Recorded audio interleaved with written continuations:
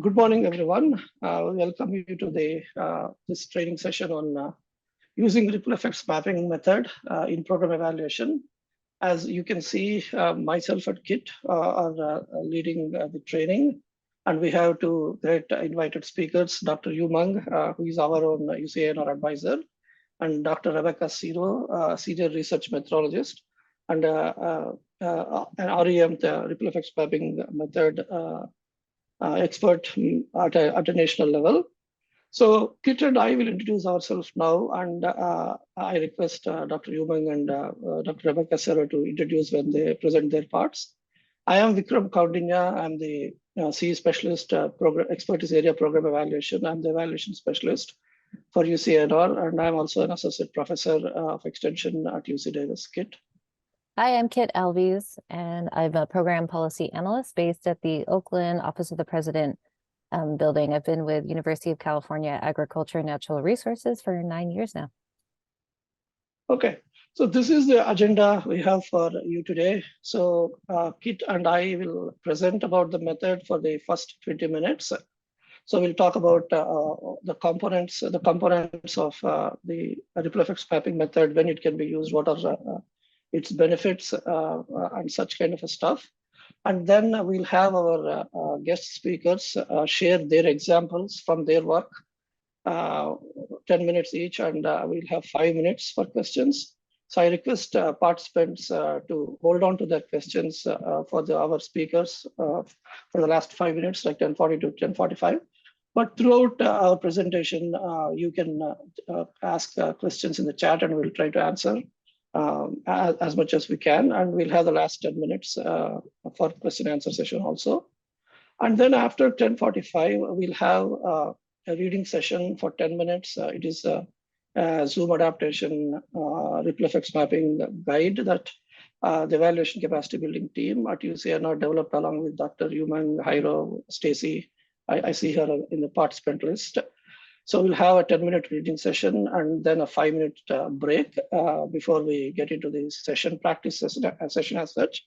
And Kit will tell us more about that session and also facilitate that session. And we'll use the last 5 to 10 minutes to wrap up, sharing more resources, answering any quick questions, and requesting you to take the training evaluation survey to provide us feedback to improve the future offerings of this training. So the learning outcomes we're anticipating will happen as a result of you people attending the training is that you'll get a basic understanding of how to use ripple effects mapping method in assessing the impact of extension programs.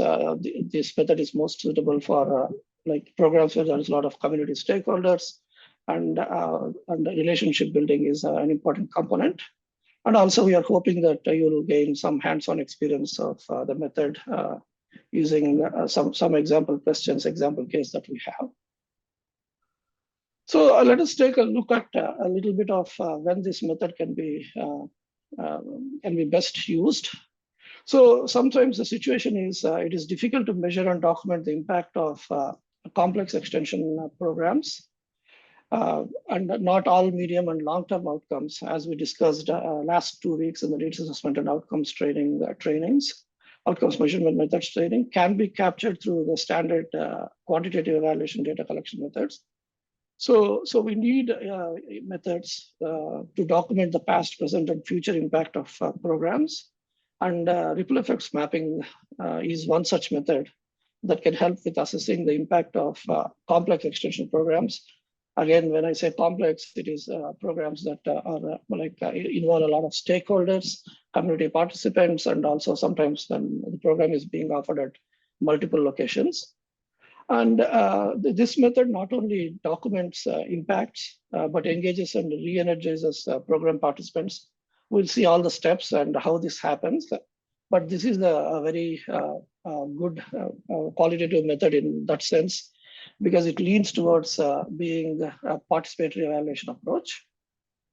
And just a little bit of literature around this method.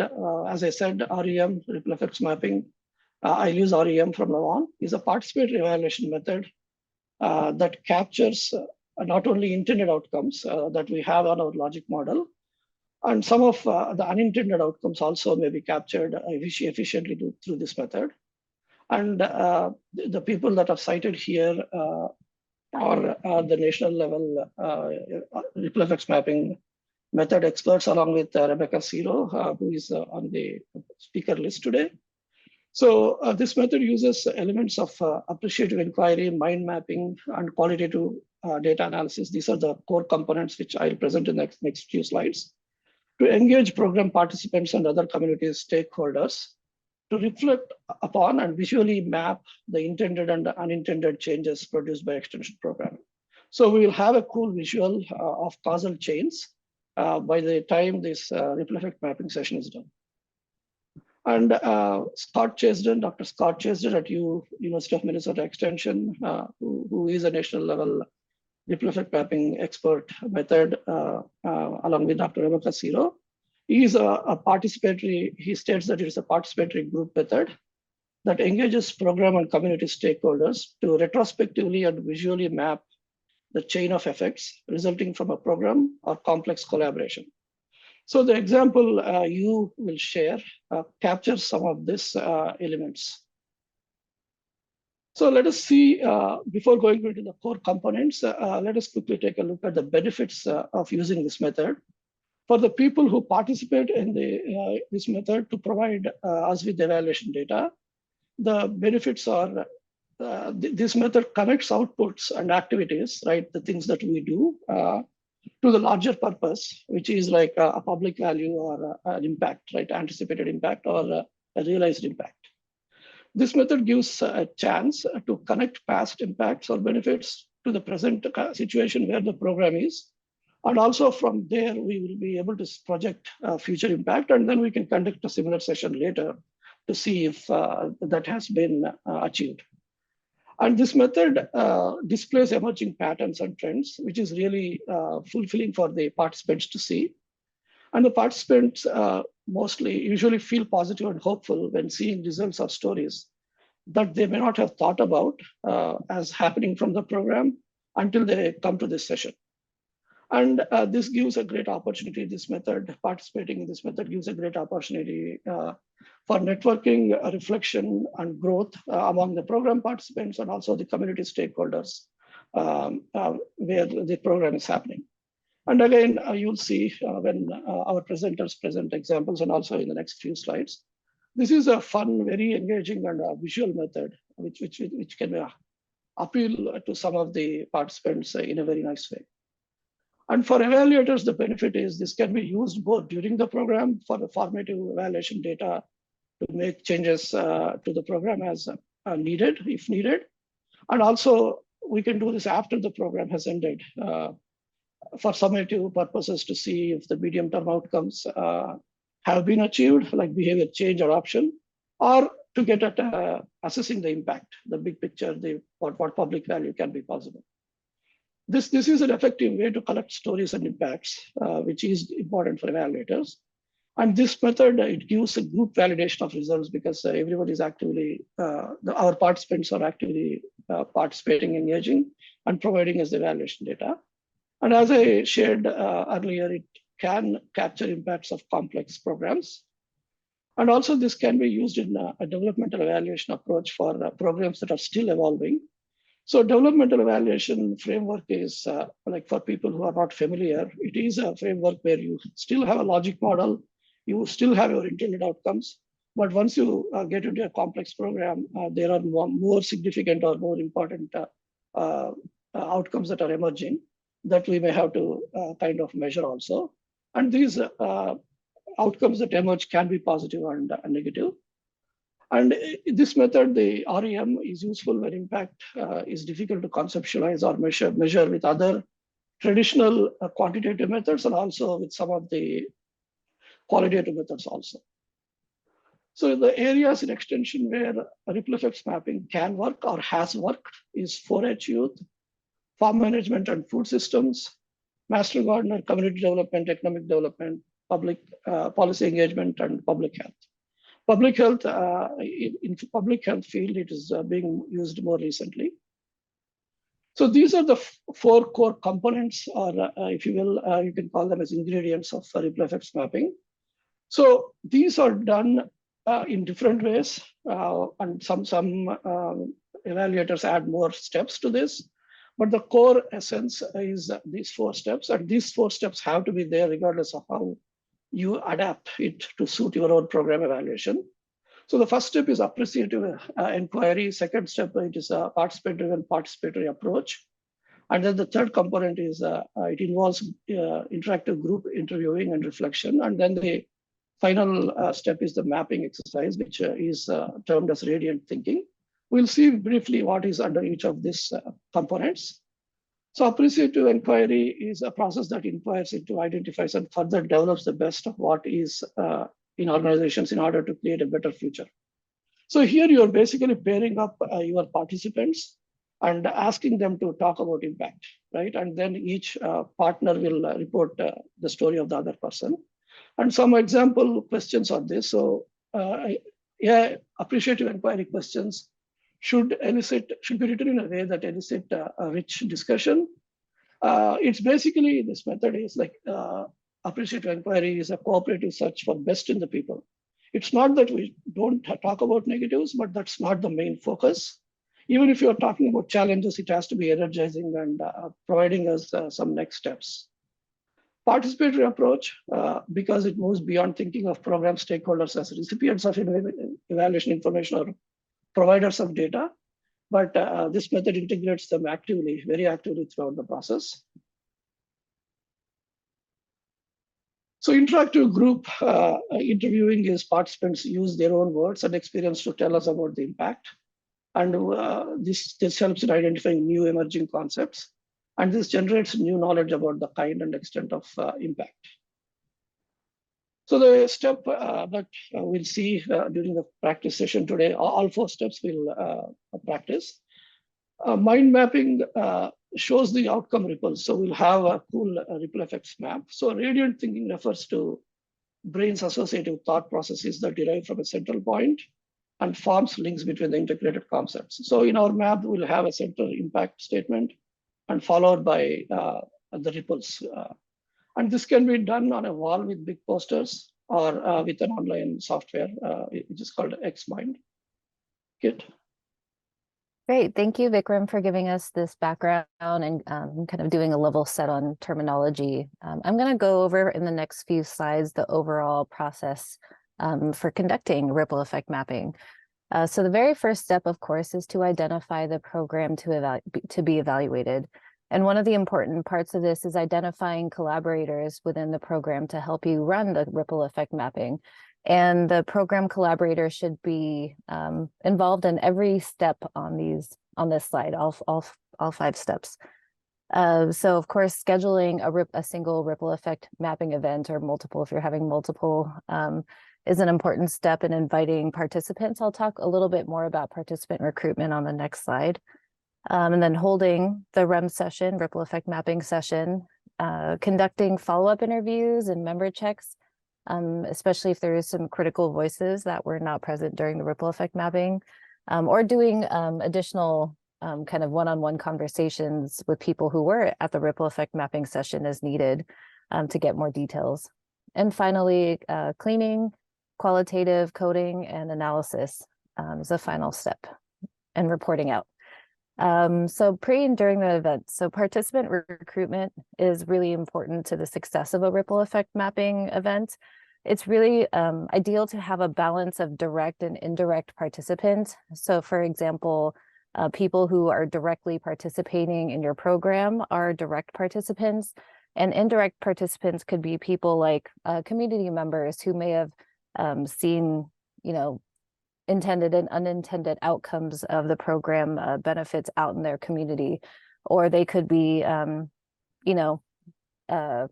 of internal to an organization like academics, researchers, extenders, and indirect participants of a program could be elected officials, government officials, kind of partner agencies, things like that.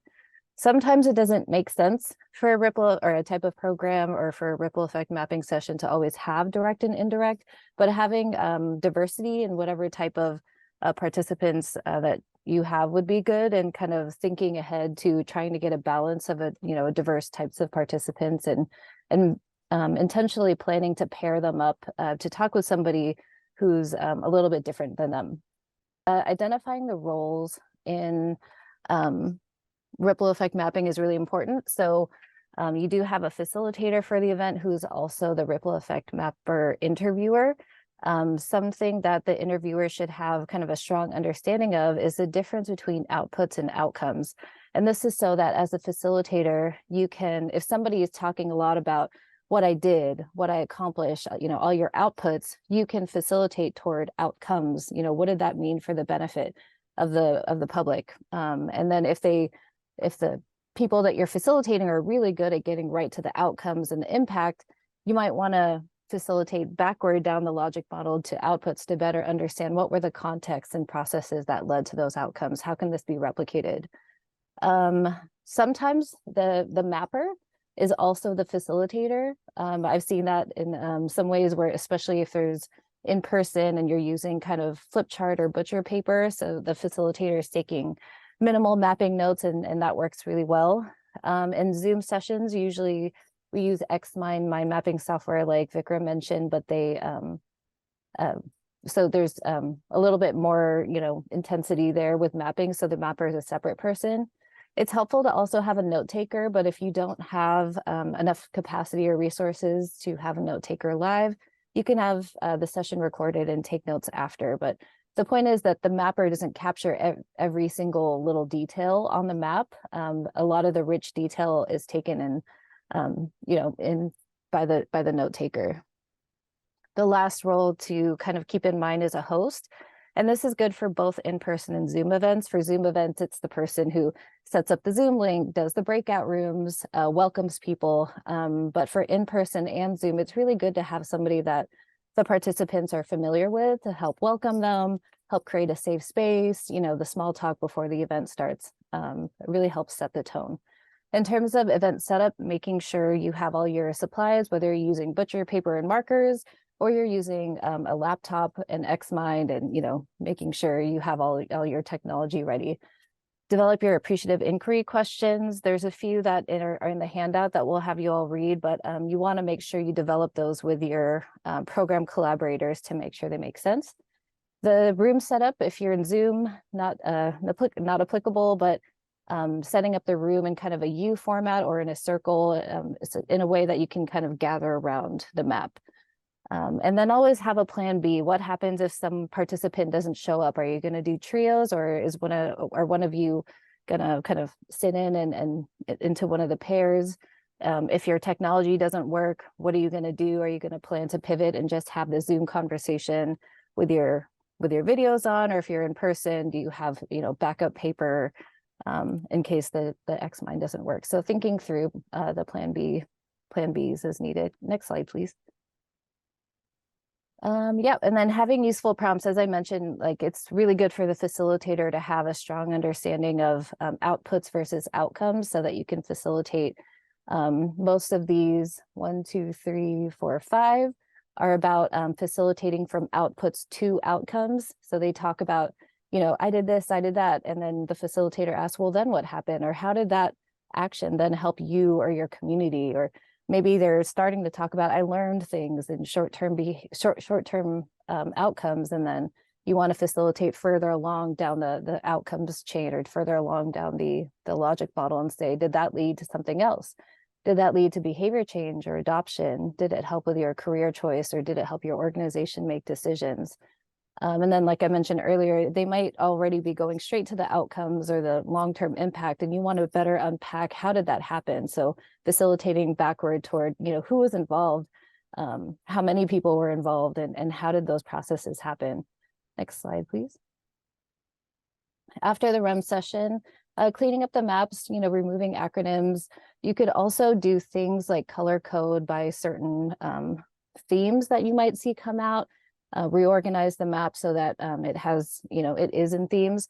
Another thing that our office has done is used things like, boxes and circles to really highlight the outcomes and bring those out, especially if it's kind of a program where there haven't been a lot of outcomes measured, or if it's like a more complex program, like Vikram mentioned.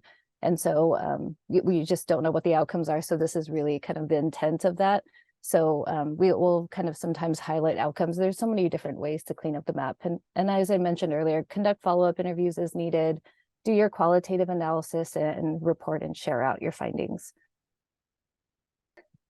So skills needed are strong facilitation skills, and also group process skills, technology and typing, especially if you're doing the live capture online or the mapping, qualitative data analysis and kind of value for qualitative inquiry is also a commitment to participatory evaluation. And that goes for both developing the ripple effect mapping, with your program collaborators, but also, like Vikram said, really letting the participants drive and use their own words. Yeah. Did I able to see? Yes. So some considerations when using ripple effect mapping, you may need to use them with other methods to get the full picture.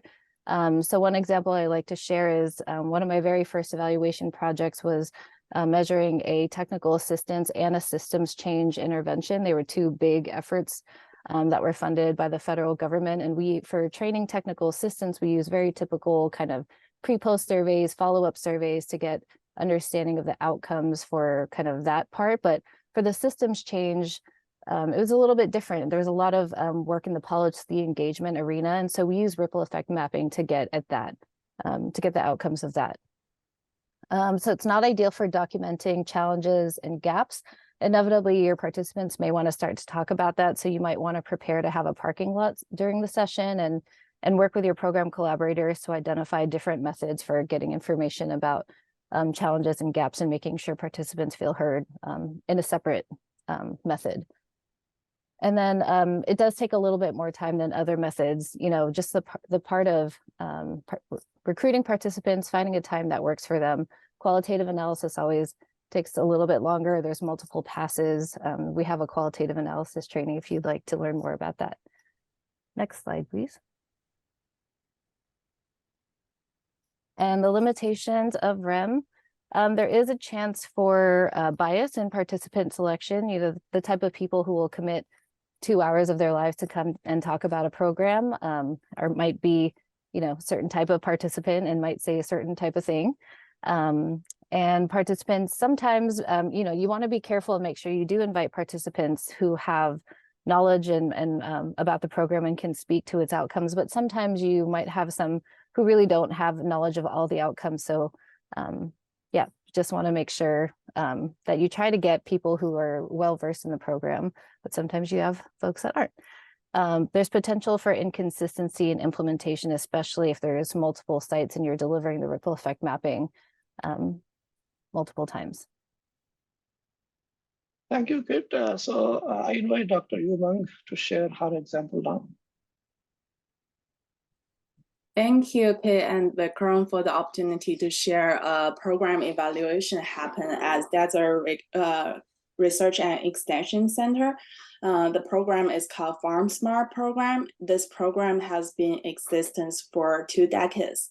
It was established in 2001. And I would like to introduce this program through a video, a YouTube video. This program just celebrated its 20th anniversary. Oh, yeah. There you go.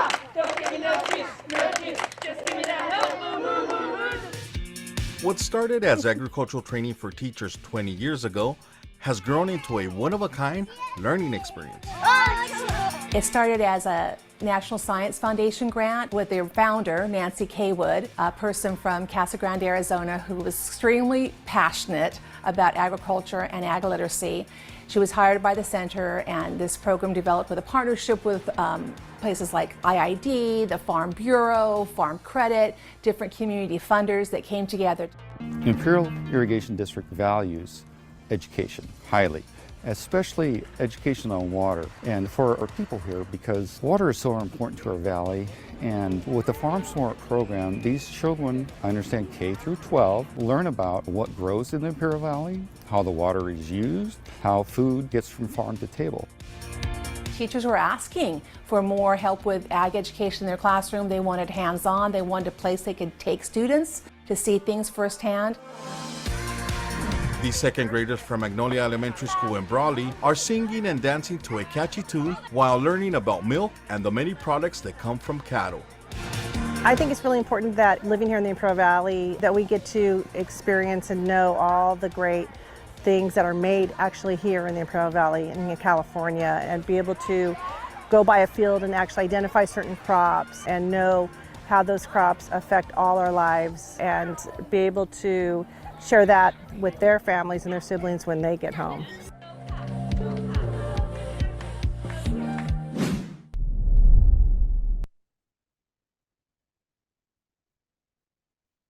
Thank you, Vikram. Here you go. So we have a program goal to promote the agriculture and nature resource awareness. And for children that K through 12, we actually have a goal to improve their food literacy. So next slide. Since 2001, we have reached 168,000 participants. And as you can see, this slides that you see, this is 21 through 22 annual report, where you can see there's like numbers stand out, and then there's different programs pictures that including field trips, or there could be like a teacher conference, festivals. There's a lot of different programs. So those different programs actually have different activities going on, and they may have different outcomes or outputs that you'll be able to see through this annual report. However, as I on board on 2019, and then the first needs that presents to me was that there isn't a formal evaluation for Farm Smart, and this program has been existed for 20 years. It's really hard to gather all the data, the past data. To say, okay, so if you see there's survey for every year, you'll be able to see there's growth of the knowledge, or you have able to see the behavior change through service. It's gonna be hard to evaluate through that way. So I started to research into the methods that can fit for this program, that can actually capture the outcomes and impact of this program, because the number of participants is huge, and we believe this has a great impact on the community as well. So next slide. So Vikram and Kate actually kind of advised me into the ripple effect mapping method. So we took several months to study into this method, develop the protocols and inquiry questions with the program staff and directors at the center. And then when we get ready for IRBs and everything is moving towards to having that in-person session, then the COVID hit. So we have to revise our protocol to fit into a Zoom session. So, and then after that, we revised our protocols, and also kind of start to invite participants to participate. As Ken mentioned, you have to be prepared that who you want to invite to this session. So we thought of direct beneficiaries of this program, that including the students who participate in the Farm Smart program, right? The teachers who has been invited back to Farm Smart field trips participate with their students, and staff who has been in this program, observed this program grow for the last 20 years, as well as interns who experienced a little bit of this program, and what kind of different impacts that you have with this direct participants. And then there's indirect participants, that's the community stakeholders who observe this program, right? They kind of could be the neighbors to the Farm Smart, lives in the neighborhood. who just observed but never participate, or it could be the donors who have been provided a little bit help for this program to grow, but not really kind of directly involved into research. All could be directly involved in the program evaluation, implementation, or evaluation. And also there's stakeholders like parents who maybe have heard, from their children said, I was in a field trip to the FarmSmart this week. And also could be anyone that lives in the community. And we really want to have a diverse participants. So at first we planned to have 14 participants. That includes like 2 students, 2 teachers, 2 parents. We was thinking like we have more participants, but as we invite, and then there's always things happen. We end up 8 participants that participate is 2-hour session.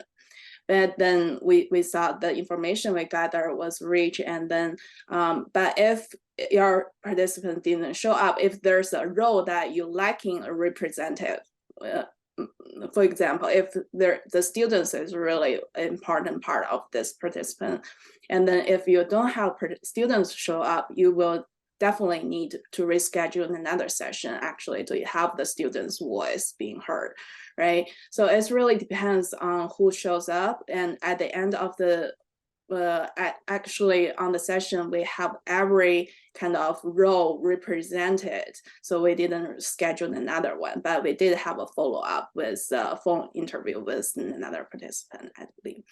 And then so the session was scheduled for 2 hours, and we actually had a survey pre the session to ask them like what is their preferred time, like during the week or on the weekend, and what time they would like to participate. Next slide, please. Thank you. And the participants were grouped into pairs. So we have used the Zoom breakout room. So there's like 2 by 2, the direct and the indirect participant, they ask each other about inquiry questions that we prepare for different groups. And then they come back to the group and share each other's story. Next slide, please. So the agenda looks like that we have introduction, then we get into the breakout room to they interview each other on the questions, and then they coming back, we start to do the mapping and sharing the story. The reason why we only have 10 minutes for the interview is that the question we already before the session start, the inquiry question was already sent to them by email. So they know what the question they will be asked, and they come prepared with the story they have. So just an example, for students, teachers, and staff interns, the direct participants, we asked that please share a story about memorable experience from FarmSmart that positively impact you. How has the FarmSmart helped you connect to agriculture and food? How does the FarmSmart program help you connect to this? So as we ask the things in different way so that they can understand the questions or the intent of the questions we asked. And then for the parents, community members, and stakeholders, we ask them to share a memorable story they have heard from the folks participating in the FarmSmart. So for the parents, from the students, right?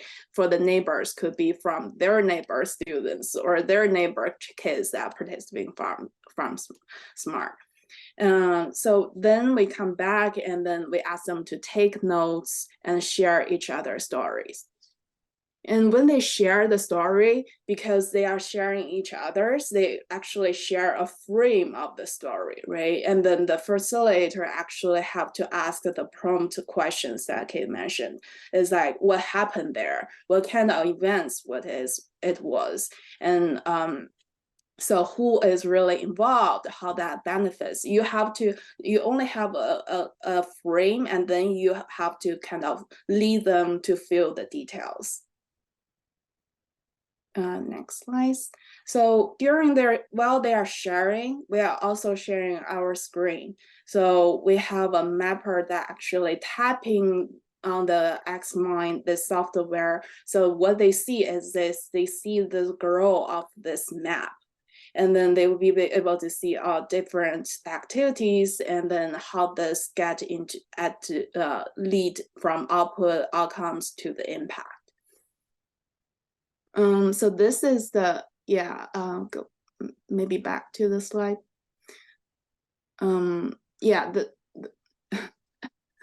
Yes, this is a map we have at the end. So after we have this map, we have everyone review, see what has been written on the map, if there's anything they want to change or there's anything that we didn't capture correctly. So they actually contribute back to this mapping. And afterwards, because we have recording and then we still kind of fill in the blanks, or we get more details, then we code it and analyze and to see if there are themes come up. And the themes we got was like, so this program really has an impact on agriculture awareness. They include the participants were kind of increase their attitudes perspective towards farming. They changed the eating behavior because of participating in this program. We have interns make decisions on their career choices because of this program into agriculture field. And we also see community engagement from the organization partners that they have seen the common missions that we have and what our activities can contribute to their organization missions, and then actually engage them and also kind of re-energize them to engage in this program and provide funding to continually support. Some results that we have in the next slide says some participants shared that every opportunity I have to share a bit more about agriculture or my knowledge about agriculture, I connect a lot of what I know to FarmSmart. I have become better at composting. I have composting outside our house. I made healthy choices as a result of FarmSmart. It's been easy to get people to agree to provide funding for FarmSmart program because the Farm Bureau members see the value of this kind of education in our community, so that they find a common mission between this FarmSmart program and their organization, right? I attended the FarmSmart program without much understanding in agriculture, but was able to connect my math-related career goal with a possible career in agriculture statistics. So those are some positive feedback and the impact we were able to gather through RAM. As a conclusion, RAM was able to visually document the outcomes and impact of FarmSmart over the past 20 years. And last, I really want to thank Vikram and Kit for the technical support, Harold, the director of FarmSmart, and Stacy as the FarmSmart manager for recruiting and providing staff time and funding to support this program and the evaluation, and all the study participants who participated in this evaluation. Thank you so much, Yu, for sharing your example. Now I'll stop sharing my screen and let Dr. Rebecca Zero take it on from here. Rebecca, please. Great, thank you so much, Vikram. Let me go ahead and get my screen shared here. All right, hopefully you can all see that now. My name is Rebecca Zero. I used to be with Extension for several years, and I recently left. I'm currently working for the federal government, but I love ripple effects mapping so much that it was the one thing that I couldn't leave behind. So I continue to do it with colleagues at Washington State University, as well as the University of Idaho. So I'm really excited to be here and to have the opportunity to speak to you about some of the work that we've done using ripple effects mapping to assess the impact of coalitions. Most of the coalitions we've been assessing recently have been within either prevention networks or food networks. And so I'm going to be concentrating on the food-focused ones today. These are often coalitions that are working towards stabilizing and strengthening food systems, building capacity, and figuring out ways to connect and collaborate in their communities around food systems. So I thought one of the useful things, what Vikram wanted me to sort of focus on, was the ways we do ripple effects mapping in person. Obviously with COVID, things have changed and we've had to do some shifting to some online work, but we are beginning to get back into rooms and into communities, which is so exciting and very fun to see. And so I thought it would be useful for you to have an example of what this ripple effects mapping looks like in person. So I'm going to start by, similar to you, sharing a bit of a video here, and then we'll get into the ways in which we analyze and code and report our data.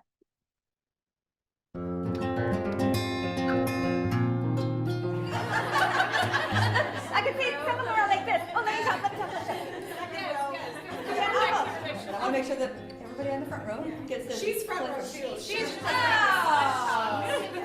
pull up another chair. Ripple mapping is about telling stories. Telling stories is a really powerful way for people to relate their experience, for others to jump in and understand that experience. Because of the relationship with the Peninsula Food Coalition, I started doing some initial recipe demos at the Port Angeles and Sequim Food Bank.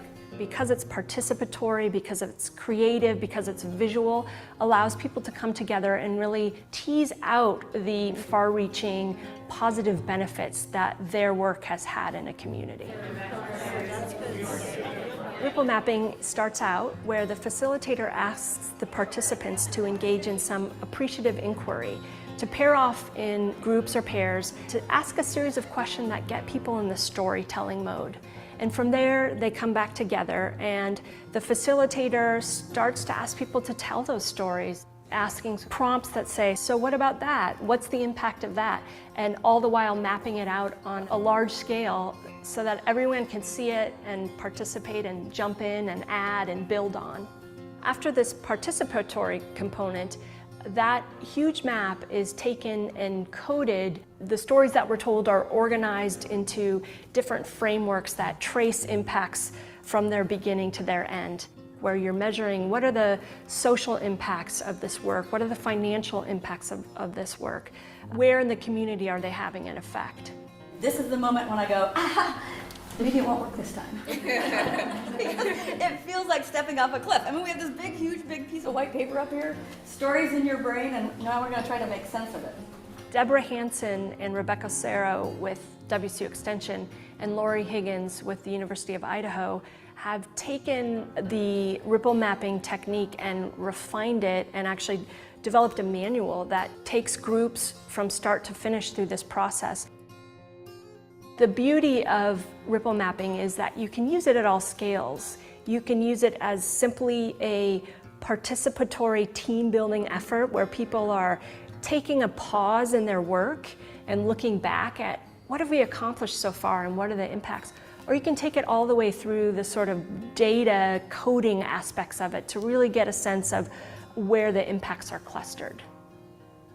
The Peninsula Food Coalition started about 3 years ago with two very forward-thinking directors of our two biggest food banks in Clallam County, the Port Angeles Food Bank and the Sequim Food Bank, bringing a group of people together to really talk about how we can interface and collaborate in our food assistance work. Northwest Harvest started Growing Connections so that we could help our partner food banks get more fresh produce to their clients. That is the goal of the program. And our first Growing Connections meeting was a result of the connection, obviously with our partner programs, but also with the two Rotary First Harvest Vista, because we were cohort members and there was already a lot of work on the ground. The work of the coalition includes gleaning. I'm going to go ahead and stop it there. There's a little bit more to the video. We don't have time today to get to it all, but I think what it does is provide a really nice example of a time when we were able to meet in person and get everyone in the same room and have people map out the positive impacts and ripples that came about from a food coalition, as Cleo was talking about. I like to end in that point because you saw Karina's ah that happened right there live in the room. So Karina was a member of the Food Coalition, had been there the entire time, and yet she was still learning. And that's one of the really great advantages of ripple effects mapping, is that it draws out information that people don't necessarily realize, even if they're on the ground and even if they're there from the very beginning. So I encourage you to go and look up REM Peninsula Food Coalition on YouTube, and you'll be able to watch the rest of the information or the rest of the video if that's something that appeals to you. In the meantime, though, I do want to talk about a little bit how we kind of walk through each of these pieces of ripple effects mapping. That's so important.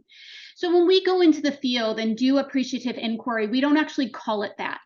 We talk about guiding questions. And so we usually provide guiding questions to the groups that we're working with, and we provide anywhere from 3 to 5.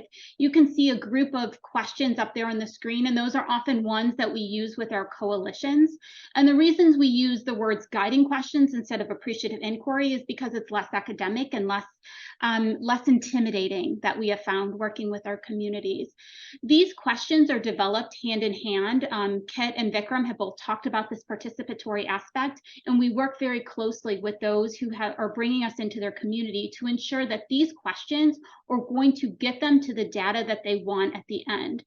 REM is a tool for your toolbox, but in order to use it effectively, you need to be sure that the questions you're asking are going to get you where you want to be when you finish at the end of the day.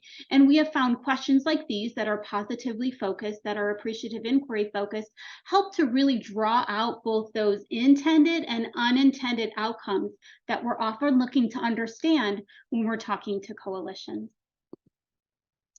This is an in-person map from a coalition board that we mapped. We actually worked with this, a Northwest Harvest organization that was a food coalition. And we went in and did 3 separate maps with them. And so Vikram and Kit were talking earlier about thinking about your population and thinking about your participants, who should be around the table at the time. And we have found that depending upon what type of information you want, that very much dictates who you have there. And so this is a map that you saw Deborah mapping. This is a similar one where it was people in a room and they were able to talk through all those ripples that came out from the very center of the map. This is the board that was talking to us. However, we also had the opportunity to speak with actual coalition members. And so whereas if you're online, you might be able to digitize your map right away. The next step after we do in-person mapping is we go and we digitize the map. And so this is a map that's starting to get organized. You can see things are, some blue there is kind of looking at what are some partnerships, what are some changes that have occurred. Things are starting to move around. This is one of our first iterative steps that Kit was talking about. We do a lot of data analysis from our work. I'm an evaluator at heart, so I care not just about the team building, which ripple effects mapping does, but I also care about the themes. What is the information that we're able to get? How can we best help these groups get more funding and speak better to their outcomes and impacts in their community? And so, for example, a lot of the food coalitions, I've done quite a bit of inductive coding, and we come up with primary themes as well as secondary and even tertiary themes, things like partnerships, program development, relationships, capacity building, client outcomes. All of those things will bubble up when we are going through encoding. And I typically use either I usually use a software program to code, but you could code in Word or even Excel. So make it fit to what you need it to look like. And it can work on varying levels. So here's an example of a map that we start to, after we digitize our map, we often add photos and quotes embedded so that people can get excited about their maps, and then we print it out. My colleague that you saw, Deborah, actually has a printer that prints 36 inches by as long as she wants it to be, and we will print those out and we will share them with community members. And so it gets people excited, and we often go back into communities later and we see these maps pasted on the wall, which is pretty cool. Other times we will pull out just very specific things for a report, add in some photos so that people can use it in such an amazing variety of ways. Here's a different way that we actually give presentations sometimes. We'll talk about the offshoots that came about from the ripple effects mapping. And then I'll leave you with a quote. We used to be afraid of each other and now we aren't. And this is a group of Food Coalition participants who are holding up checks that they managed to get from all their Food Coalition work. And ripple effects mapping has helped to show them not only the work that they're doing individually within their individual organizations, but also as a coalition and all the very many ways in which they are having a positive impact and amazing outcomes within their community. So thanks so much. I'll go ahead and stop sharing now. Thank you so much, Rebecca, and you for the great presentations. So let us take 4 to 5 minutes. If you all have any questions, please unmute and ask either our guest speakers, or if you have any questions for Kit or me, we can use the next 4 to 5 minutes for any questions that you have. I had a question about the qualitative data analysis component.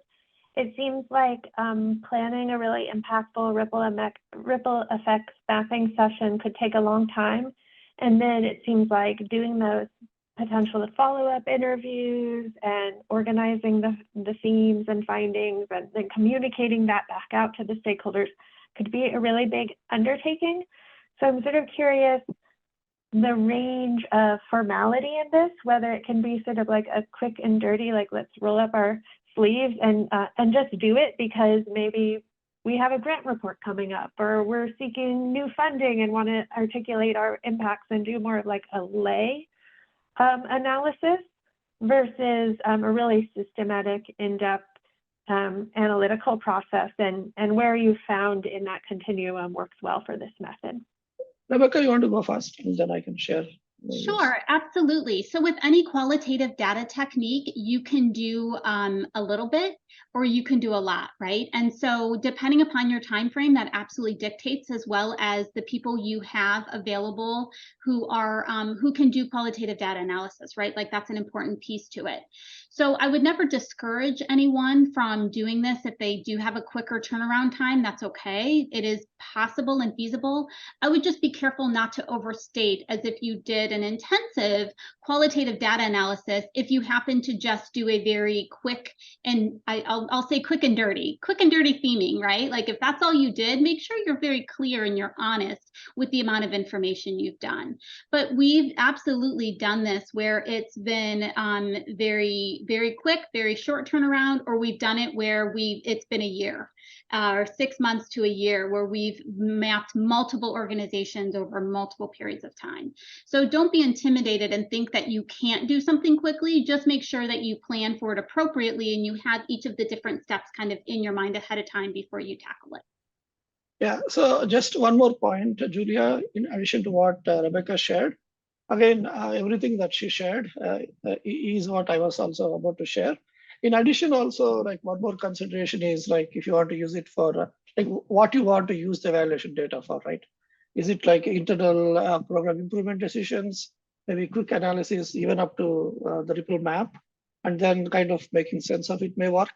But if you want to publish, if you want to get at an anticipated impact with a good amount of confidence, then a thorough analysis of all the traditional qualitative methods, right? Yeah. And we have a question from Laurie in the chat.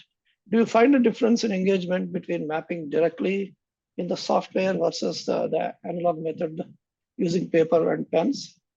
Rebecca, any? Yeah, I'll be happy to jump in quickly, and then I know that you has obviously done the analog method.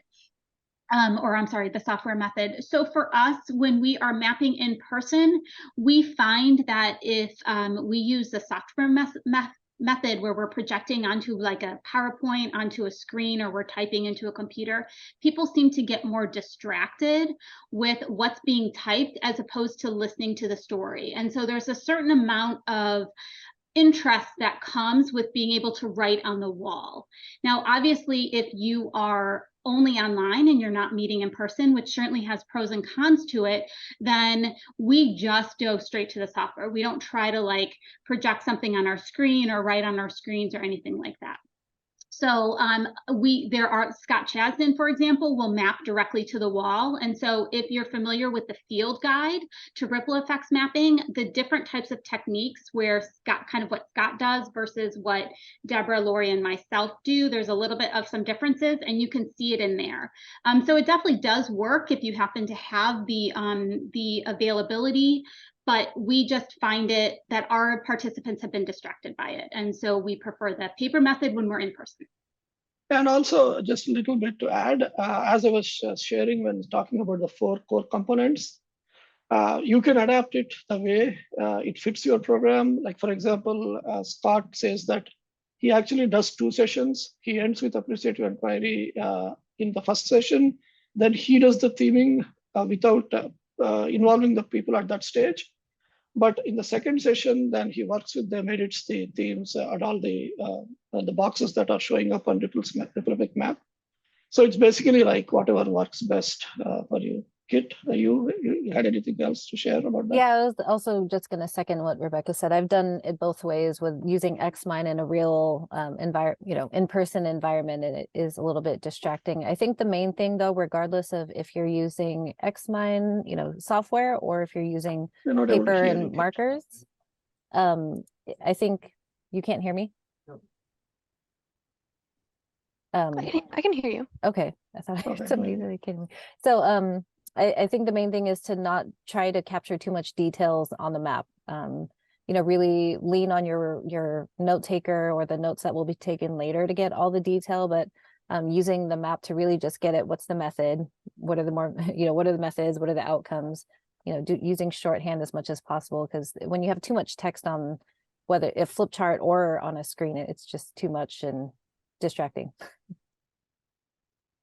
And as far as data purposes, we do record our sessions both in person and online, and that helps immensely. And if we can, when we are doing an in-person event, we will have someone who is digitizing the map as we go along. And then we compare that paper map to the digital map in the evening so that we kind of have that comparison immediately happening. Any other questions? The couple of minutes we have before we get into the reading session. Okay, since I see no questions right now, you can keep putting the questions in the chat, and also like last 5 minutes we can talk about any other questions. So we'll now take 10 minutes to read a resource that was shared in the email, and Maria is also going to put it in the chat box now. And if someone is not able to access it, please let her know and she'll email it to you. So it's almost 11 now, so we'll take the reading session until 11:10 and then take a 5-minute break and come back at 11:15 for the practice session. Okay, everyone, welcome back. It is 11:15. Kit, can you please introduce the activity? Welcome back, everybody. So in a ripple effect mapping session, we would probably give a little bit more time to the introduction. Somebody like maybe the director of a program or the host would maybe give a little bit of background on the actual program and talk a little bit about how the data that's being collected is going to be used. Is it going to be used just for kind of evaluation purposes and organizational reflection, or are you going to share the findings and key quotes with grant funders like Julia mentioned, or in the FarmSmart example, are you going to use some of the quotes and things for marketing material?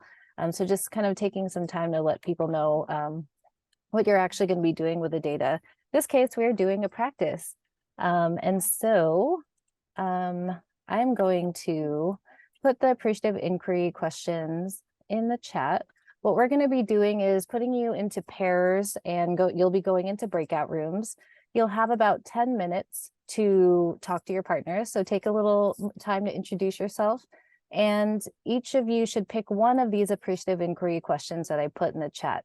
And you can take some time to kind of share your story. So we're thinking about your time at UC A&R.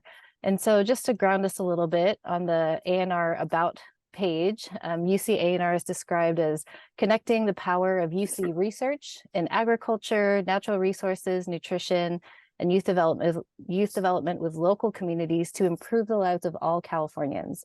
So with that context in mind, thinking about your time at UC A&R, share with your partner either one of the three answers to one of the three questions. How has UC A&R helped you meet your personal and professional goals? Or describe a time at UC A&R that you consider a high point experience, a time when you felt most engaged and alive and vibrant. Or describe a time you experienced or observed a meaningful, significant outcome working with UC A&R. So we will put you in breakouts here in just a moment and introduce yourself, share your response to one of the questions. And like Rebecca mentioned earlier, this is kind of just to get the storytelling juices flowing. When we get back together after the 10 minutes is up, we will only have time for about 3 maybe pairs to share, or three individuals to share their story.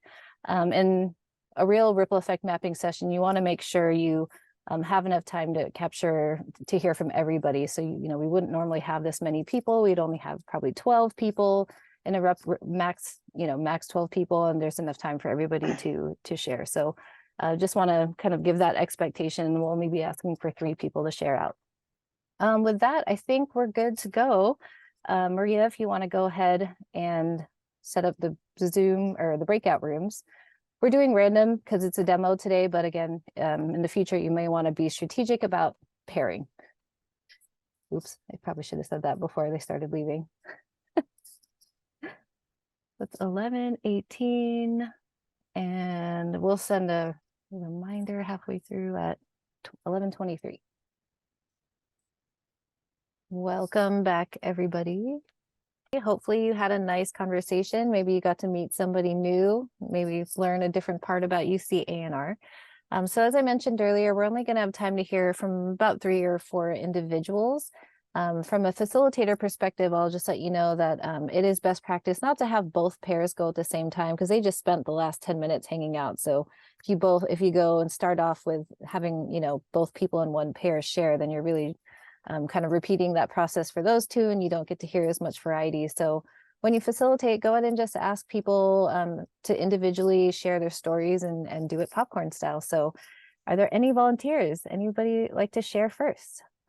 Let us know who you are, what you do with UC A&R, and which question you answered, and a little bit about your story. And Vikram is sharing his screen, and we'll map out a few points as you're sharing your story. Are you all able to see my screen? Yes. Okay, any volunteer? So when you open the XMind, it will be a blank template and you can select. I just selected the central box as you see in our impact, and we'll get to the ripples, the first ripple, the first topic as the story flows. So any volunteer want to share about their pair, or the partner shared as a story, or any of those 3 questions? Okay, I'll go. Thanks, Jalendra. But I mean, I may not have understood the whole process yet, but just go ahead and share your story, your response to the question, not your partner's, but you can share your own. My one. Okay, good. So we're discussing the number B questions about A&R, how I consider the high point experience, and then when we engage or when I felt alive or vibrant, that kind of thing. So I share one example where as a researcher, so my background is in entomology, IPM advisor. So we work a lot of different research on insect related things. So one of the research that we did, in me and my colleague in down south, is about using this newer biological based technique called mating disruption for the insect. And so at that point, there was no university research on that technique. And so, but in 2 years that we did the research in up and down the valley, and ultimately that research basically led to the adoption of that technique. Now it's about 20-25% statewide adoption of mating disruption, at least the major crop like almond and pistachio. And so definitely I feel proud about, among of course, it's not just us, but also the industry also contributed. But that's always a part of that we contributed. And plus, so when these days, when I hear about, when I go to meetings and places like Almond Board meeting and other places, and when they talk about these expanding the mating disruption to the new area, educating more people and those kind of things, and refer to the UC research that we've done in the past, and that when I see that kind of that kind of impact, that give me a sort of motivation, and that's where my kind of high point, I guess, that felt alive. Something that we did, it made impact to the industry. Yeah. Yes. So Thank you. ultimately that helped to, save a lot of money for the growers, and plus also it bring the positive impact because of the environmentally friendly practices we're able to produce and adopted by the clients. Wow, you just did my whole job for me. You talked about what you did. You talked about the immediate kind of outcomes for the clientele. They went ahead and adopted that change. You talked about how that kind of benefits them in the long run. They save money, right? Because they're using these practices, not losing their crop. And you also talked about kind of the environmental benefits, but maybe could you unpack that a little bit more? What are some examples of the environmental benefits outside of the clientele themselves, but for the broader community? Well, the technique that we applied, we used had it's a biological based practices. So that means it does not have any, when they apply this product to the environment, it won't have any impact to the human, to the environment. And so that will slowly replace, or at least reduce the number of the chemical insecticide use ultimately, right? And so that helps to reduce the amount of the chemical goes into the environment, and replacing with a newer, better, improved, less impact, less toxic chemicals in the environment. Okay, so less exposure to chemicals. Let's go backwards a little bit and talk about what facilitated that change. We know that research can be shared, but doesn't mean that people are going to adopt it. So 25% of almond growers in the state adopted it. What motivated them? What facilitated that change? I think it's ultimately it's all about economics, right? And plus there are two factors. One is economics, for sure, because we're able to show that if you use the mating disruption in conjunction with the other practices, you will be able to reduce your damage by about 50% on an average. So if you think about, 2% damage, 3% damage they're getting, the 3% damage can be 1.5% damage. So that 1.5% less damage would have economic impact, would benefit the grower to get more money in their pocket. That's one impact. The other impact is that, as we all know, industry-wide, the industry wanted to adopt a new environmental friendly, better practices and things, and then growers ultimately wanted to go to that route because they need to sell the product, right? And so that would be another motivation where they feel good about adopting or implementing the practices that are well accepted by the consumer, accepted by the industry. So those are the two benefits, not only economics, but also the sort of like a long-term sustainability goal they will be able to meet if they adopt this practice.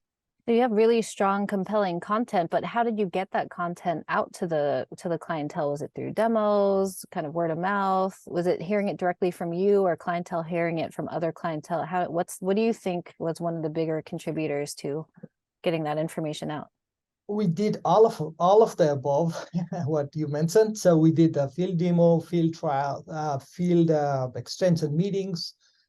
We did up and down the valley. I think one point we're over 30 different meetings altogether, because we're multiple advisors collaborating. Also the industry also did the extensive meetings of that kind. together. So I think it's a lot of extension, trying to, so that's the kind of means, that's how these words got out. Great, thank you so much. So at this point, I'd love to hear from somebody else. Thank you so much again, Jalendra. Is there anybody else who would like to share their response to the appreciative inquiry question? Anyone else? Or maybe can I pick one or two people? Stephen, Walker, you want to share?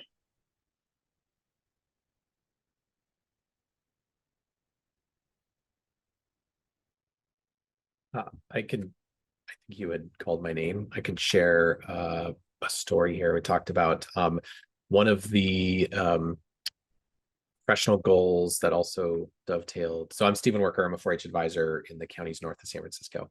One of the times I have felt most engaged and alive in my extension work is I chair a volunteer committee to put on a one-day free youth science festival at the fairgrounds here in the North Bay.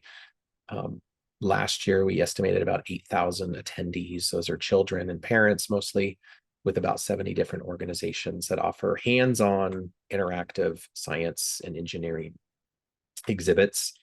And it's a lot of planning, a lot of work to get this festival off the ground, a lot of fundraising, but then actually being there on the day and watching the kids and just the sense of wonder and curiosity that their experience is invoking is amazing.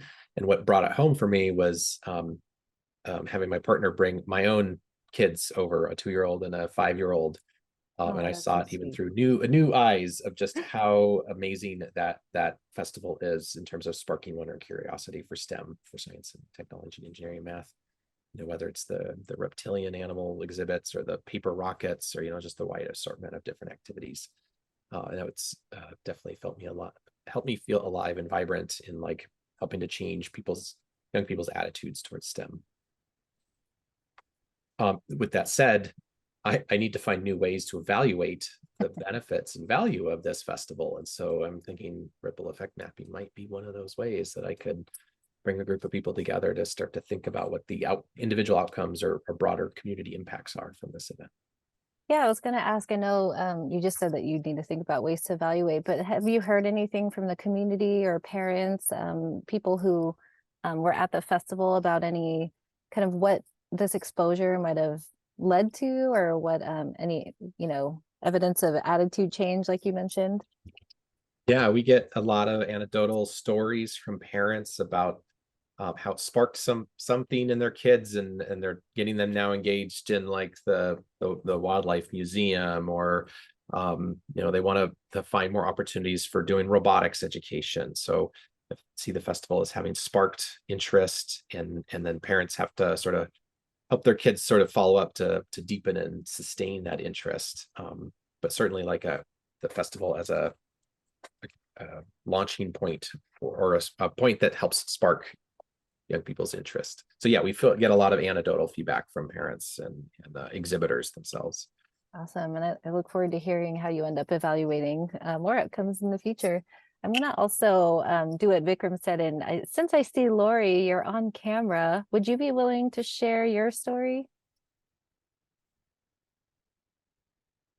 Yeah, I'm so new though. So I've only been with A&R for about 2 months. Okay. But I will share. I shared with Jay Lee that I had a chance to facilitate a meeting with a local nonprofit here that was really struggling with a lot of their sort of strategic vision, and there were sort of interpersonal things going on, and we got to spend a couple hours really sort of agreeing on what the nonprofit's goals were and why everybody was taking their own personal time to be involved with it. And it ended up being pretty hopeful, and the group put together an action plan to take care of the things that were most sort of on their minds as a threat. to the organization. So I think a big part of being with ANR is that I got to be this third party person to just listen and reflect back what folks were saying, and to be someone who doesn't have a vested interest in the outcomes of the meeting. So that was pretty cool. And I sort of think that maybe this tool that we're learning about today would be another great thing to take to a meeting like that, where people have a lot of thoughts that they organize in different ways and a lot of feelings. First I missed what you do, like what program area or what program are you working with? I'm a community health, nutrition, and food systems advisor. Awesome. Yeah, and I hear a lot about how important the role is for ANR to kind of play that convener or that neutral broker in a lot of spaces. It is our mission to extend science, but also to build those relationships and, build coalitions. So really, really great example. And I agree. I think as they finalize their action plan and start implementing those actions, ripple effect mapping can definitely be a tool to help assess, progress against those actions later. Some of the other programs that I've worked with, it's the same thing. It's not the type of, you don't evaluate a coalition necessarily by asking them a multiple choice survey. I mean, you could, but sometimes you really miss out on some of those in-depth stories and unintended ripples that might come out of. So yeah, I think would be a great tool. All right, well, we are at time for our mapping demo. So I'll just take a little bit of time to reflect here. So I would love to hear from you all if you have any questions about how mapping went, or if you have any reflections on how it went. You can either unmute yourself or type it in the chat. But what I'll mention is that usually with these type of sessions, there's exactly what happened today. There's a combination of people like Jalendra who have career-long impacts, definitely, measured outcomes, and their chain goes really, really far from like the outputs to the outcomes to the public impact. But there's also people who are in the earlier stages, like Lori and Stephen, who are still running great programs, but haven't evaluated it yet, or just kind of getting to that point of trust building and convening people to even start thinking about action. So I think it's like Rebecca said before, it's like a great tool to just for team building, for people to get to know each other, for reflection, and to get energized about all the different work that's going on in a program, or in this case at UC ANR. So I think hopefully you can see kind of the value about both. And yes, so I did see Vikram answer the one question in the chat. Xmind is free. There is a paid version, but you can, ignore the paid version alerts and just use the free version. It works really well. Any other?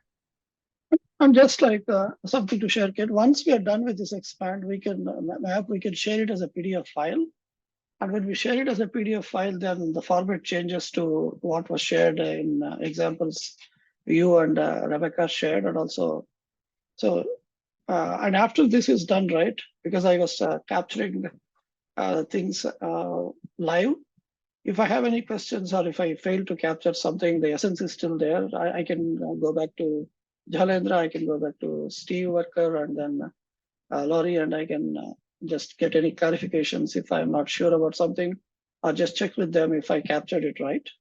And also in a session, right, where we have a 2-hour session, people can correct me, right? When I'm trying to capture, I can get distracted, or for example, I got distracted by a chat, and then I missed a little bit. So such kind of things happen, but because it's a participatory process, right?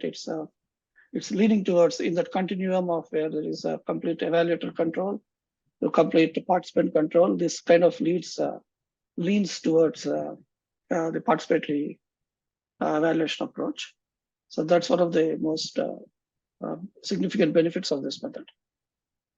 And also, when you have all your participants focused on a particular program or a particular coalition, there's a lot of bouncing off of each other and a lot of filling in gaps. Sometimes people don't want to attribute kind of their own work to bigger impact, but I've seen people jump in and say, no, your work was really critical in helping, change the minds and get certain legislation passed, so, it's really cool to see that process happen in real life. And I'll also, oh my gosh, I was going to mention one more thing and I completely forgot what it was. Oh, Excel. So in XMind, if you do Control All, or you use the kind of select all option and all the bubbles are selected, and hit copy on your keyboard or using your mouse, open an Excel sheet, and in cell A1 click paste, the whole map will download itself into Excel. So if you're one of those people like me who likes to do qualitative analysis in Excel, it's kind of a cool feature. Not all the ripples kind of are always at the same level, so there's still some manual work that you have to do, but it's just nice that you don't have to kind of go into every little icon, copy paste. You can just kind of dump it all into Excel and then manipulate from there in Excel. So another really fun, cool feature that is very satisfying to watch sometimes when you have this huge map with like 10 initial topics and all these ripples, to just watch it all populate in Excel is really cool. Okay. Faye has a question, Kit. I think you covered some of this. She's asking, I would like to see what are the next steps of what one could do with a map like this. This one we just made, such as the coding steps. Maybe I'll just mention a couple of things and then you can see if you want to add anything. So Faye, just like after we have all this qualitative data, right? What I was capturing is basically like a qualitative data set. So you can either do like you have to extract themes kind of, or see what is emerging codes. And a simple method that is suggested in literature is count the frequency, right? How many times a particular thing is kind of coming up. And you can either code it to like using a deductive approach where you are coding to an existing theory or a framework. If it is like community capitals framework, like how many themes are coming up related to each of those frameworks, and then write up the report just like any other qualitative method. But if you are just using the results from here, like without the deductive coding to an existing framework or theory, then just you come up with your own themes and findings, and maybe you can ground it in like a grounded theory approach. And also, as I was sharing during the question answer session, if you want to use it for quick purposes, then the ripple effect, the ripple map itself can show you. You can share that. You can put a picture of that in the report, so people see what is the data that came up, and then you can tidy up this map, right? Then maybe like you can properly frame the sentences, and you can use it that way also. Anything else, Kate, you want to add? Yeah, I was going to also mention one other example. If you're really using ripple effect mapping to explore what the intended outcomes and unintended outcomes are, you could also code to the types of outcomes on a logic model. So short term or knowledge gain, medium term or behavior change, policy or organizational decision making, and then longer term impact. So you could code, you have those codes kind of ready and in your Excel or in your stickies or whatever, code to those first. So that's deductive coding, and then within those codes kind of summarize, from this program, these are the types of short-term, medium-term, and long-term outcomes that we're seeing from this event. And also, as Kit was sharing, if we are new to qualitative data analysis, then attending the training that she's leading, 3 weeks from now, right, Kit? Will be helpful. So maybe we are at time. So I'll just share one slide where I have we will share this PowerPoint after the training with all the people that have registered. But I'll just share some resources, like really good resources. Are you able to see the PowerPoint? Yes. Okay. So this is a bibliography that I used to come up with the PowerPoint content for today, right? So all of them are extension-oriented publications, even though they are published in peer-reviewed journals. They're more like stepwise guides. And the second resource by Dr. Scott Chesden, that YouTube video is a 53-minute watch. It gives a very good overview of the method. And the guide that Rebecca Siro was talking about is Yeah, this one, the third one, a field guide. It's a free download available. Or if you want to buy that one as a physical resource, like physical copy, I think it's $10. It has 13 case studies where REM has been used successfully. So these are all like very quick reads and excellent resources for ripple effect mapping method. So yeah, I think this is all we had to share with you. So maybe we have 2 more minutes before we request you to take the evaluation survey and provide us feedback. So if you have any questions, then you can unmute and ask in general about anything else, not just the exercise that we're going through right now. Can you paste the evaluation survey? I just put it in, and please give us yeah. feedback. It's our very first time offering this training as part of this series. So we'd really, really appreciate feedback for how to improve this in the future, if we should keep offering it, etc. Yeah. And also, in the meantime, if you have any questions, we'll be here for 6 minutes. I had a question, if that's okay. Yeah. I work with the Master Gardener program, and so in the last couple of weeks, I've really been thinking on how I can use a lot of this evaluation to engage with volunteers and see how we can make changes or, improve our outreach and delivery. And when we were in the breakout sessions, I was talking to Jose, and we were both talking about how many things we're thinking back and like wish we had done more like the outcome or the act. Like we engage with the community on an ongoing basis, but we really don't always evaluate it. And our statewide program is really good about doing evaluation. So sometimes I feel like I sort of take a back seat and I just sort of hand them data and I let them figure it out and send it back. And so as I've been thinking about like starting to do this, then I realized we have like a number of different programs, probably like a dozen or more programs that are ongoing. And I'm not sure where to start. And so do you guys have any wisdom about where to start, or just start somewhere? Or I'm just going to jump in really quick. I get so excited about the Master Gardener program because Catherine Webb Martinez, who's also on the call, and I helped with designing that statewide outcome evaluation that you mentioned. The statewide office kind of asks you for your participant information, and they use it to then send surveys and collect the feedback. I think one of the most underrated ways to engage your volunteers in evaluation is actually just having a data party. 4-H does that really well. So I believe Tamika is sending Master Gardener's quarterly reports of the outcome evaluation findings. Just taking the time to have a meeting with volunteers and saying, this is the data. What do you think? Why are certain behaviors kind of being more adopted than others in different programs? So taking some time to just really, utilize the existing data that's being collected.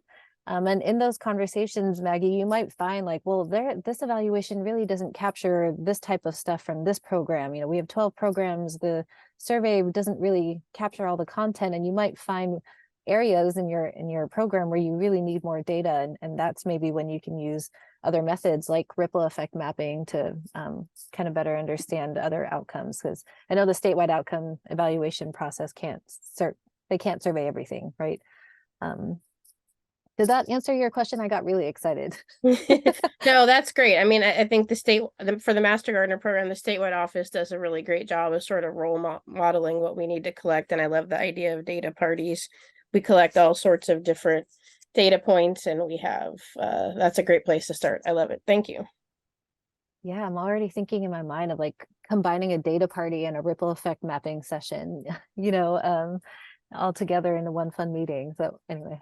Well, and we had talked about like a couple weeks ago, we were talking about evaluation, and I was like, well, this is a really great way to increase volunteer engagement and enthusiasm. And then the ripple effect mapping with its sort of positive leaning data collection really encompasses that really well. So I see that in our future for sure.